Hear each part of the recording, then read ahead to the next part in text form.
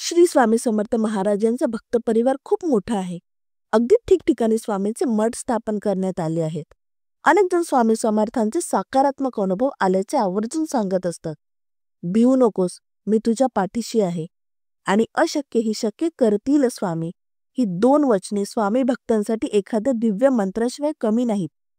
हे दोन आश्वासक मंत्र स्वामी भक्तांचे तारणहार बनतात, अशी सर्वसामान्य स्वामी भक्तांची श्रद्धा आहे. स्वामी दत्तावतार मानले जातात. अनेक प्रसंगामधून खुद्द स्वामींनी स्वतःची ओळख सांगितली आहे.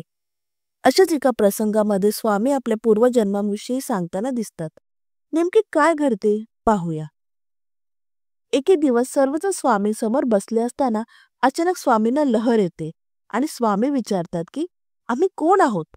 स्वामींच्या प्रश्नावर चोळप्पा उत्तर देतात की आपण त्रिभुवन नायक आहात.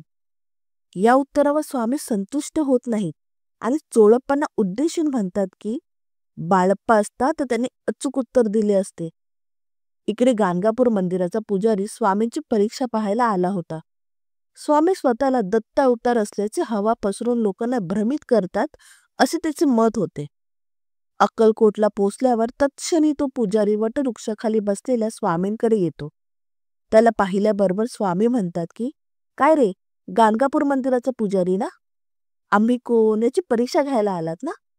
स्वामींच्या प्रश्नाने पुजारी चपापतो, पण स्पष्टपणे कबुली देतो. मग स्वामी विचारतात की गाणगापूरला कोणाची भक्ती करतो? यावर पुजारी उत्तरतो की श्री नरसिंह सरस्वतीची. स्वामी म्हणतात की आम्ही नरसिंह भान आहोत, नीट बघा मला. तेथेच पुजाऱ्याला साक्षात नरसिंह सरस्वती यांचे दर्शन घडते. पुजाऱ्याला गहीवरून येते. काही क्षणांनी स्वामींच्या जागी श्रीपाद श्री वल्लभ दिसतात. पुजाऱ्याला पूर्ण प्रचिती येते की स्वामी साक्षात दत्त अवतार आहेत.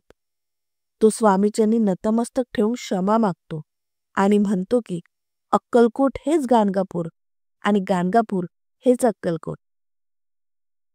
स्वामी समर्थांची वचने. भिवू नकोस, मी तुझ्या पाठीशी आहे. जो माझी अनन्य भावाने भक्ती करतो त्याचे योगक्षेम मी स्वतः वाहतो.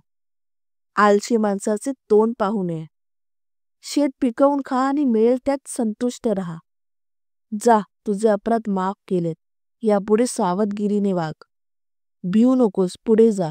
संकट दूर होईल. प्रत्यक्ष काळ येथे आला तरी तुझ्यासाठी आम्ही त्यांचा प्रतिकार करू. आमचे बोलण्यावर विश्वास ठेव. राहिलेला काळ आमच्या नामस्मरणात घालवा. मोक्ष मिळेल. मी सर्वत्र आहे, परंतु तुझ्यासाठी येथे आलो. आता निर्धास्त राहा. हम गया नहीं, जिंदा है. श्री स्वामी समर्थ.